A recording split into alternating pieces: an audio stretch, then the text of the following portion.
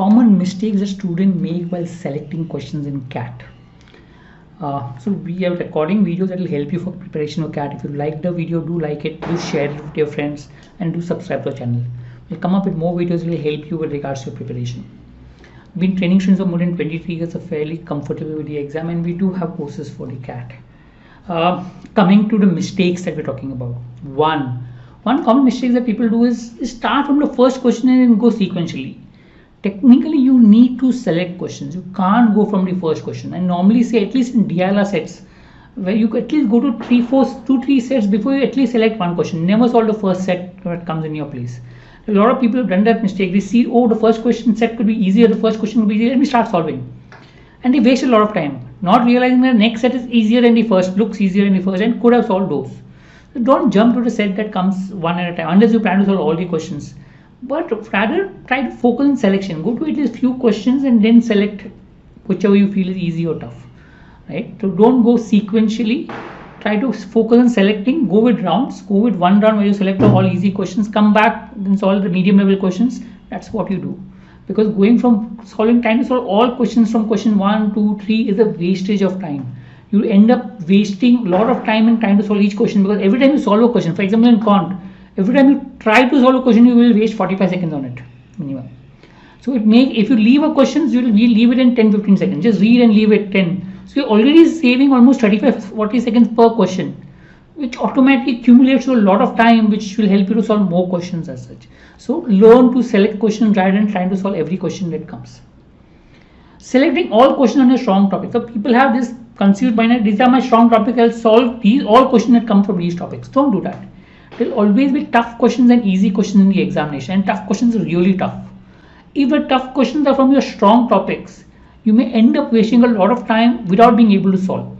So when you're reading a question, try to focus on whether it's easy or tough, not based on what topic you want. You can select a topic which you're comfortable with, but when you are trying to solve it, if you find a question tough, learn to leave the topic. Don't have that ego issue. This is specifically true when people are strong in a particular area and they feel, I have to solve this question. A wrong idea to do it. One more thing is, people look at questions easy looking or tough looking. They look at, oh, this question looks tough and I leave it, or this question looks easy, I'll solve it. It's happened with me also. It's happened with a lot of people. I see a DILR set, I see, oh, this DI set looks tough equation, let me leave it. But after the exam, when I read it, I saw, oh, that's the easiest set that is there. Take the time and try to read a set. Don't leave it just because it looks tough or look easy. That's the wrong way of doing it across. So if you can read the sum and then decide whether it's easy or tough, it always helps. Okay, that could be possible that you have a particular set which is very long and you want to leave it in the first round, that's fine. Or there's a particular topic which you're not comfortable with and the sum is that, you leave it is fine. But else, don't just judge the question based on the look of it. Next is ignoring time return ratio. This normally happens in verbal, okay, because when you select VA or when you select RC, or people select theta questions. So people believe, oh, let me solve a theta question because there is no negative mark. But understand that no negative mark, but there is time that goes off.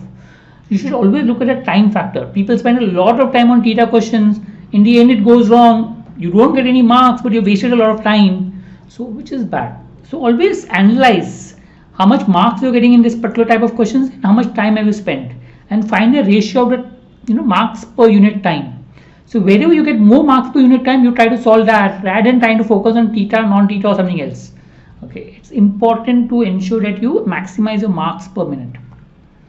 Not flagging. People read a question and then go ahead. It's important to flag or mark each question. I mean, every time you read a question and normally put on a paper, oh, this question is medium level question, this question is tough level questions. Important to do it, because when you finish the first round, when you want to come back to the second round, you don't know which question to come back to, because you have not marked the question. So it's important to mark the question properly, every question based on a different level.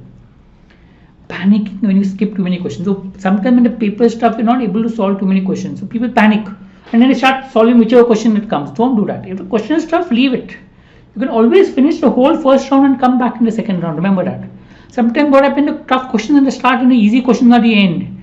So it's okay to leave all the starting questions and then solve the easy questions. This happened with me in the actual CAT exam, where in the starting I realized I wasted a lot of time with the tough questions, but then I realized that later questions, when I came to the later questions, I found that they were easier.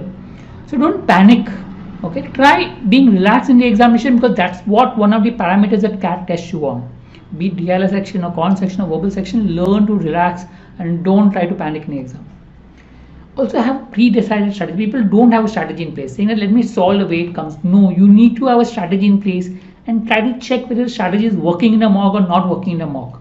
Have a pre-decided strategy and evaluate the strategy after every mock to figure out whether the strategy has worked or what part of strategy has worked. That should definitely help, right? Right, we'll come up with more videos that will help you. Do subscribe to the channel. Thank you.